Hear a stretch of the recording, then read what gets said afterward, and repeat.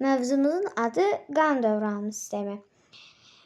Ürək döş qəfəsinin ortasında yerləşən əzələvi orqandır və qanı bütün bədənə vurmaq funksiyasını yerinə yetirir. Ürək daimi şəkildə yığılıb açılaraq qanı dövriyyədə saxlayır. Ürəyin 4 kamerası var və onun quruluşu belədir. Sağ qulaqcıq, sol qulaqcıq, sağ mədəcik, sol mədəcik.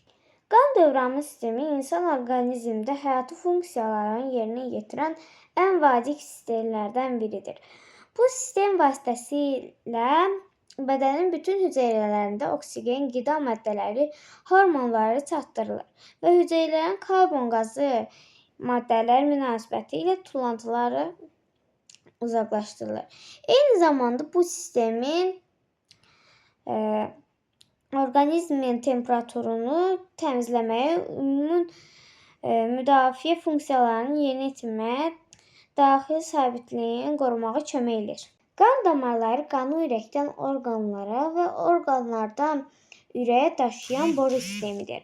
Onun 3 əsas növü var: arteriyalar, venalar, kapillyarlar. Arteriyalar qanı ürəkdən bədənə aparır. Arterial qan əsasən oksigenlə zəngindir. Ən böyük arteriya aortadır. Venalar qanı orqanlardan geriyə ürəyə qaytarır. Venalardakı qan əsasən karbon qazı ilə zəngindir. Kapillyarlar ən nazik qan damarlarıdır. Qanla toxumalar arasında qaz və maddə mübadiləsi məhz kapillyarlar səviyyəsində baş vermişdir.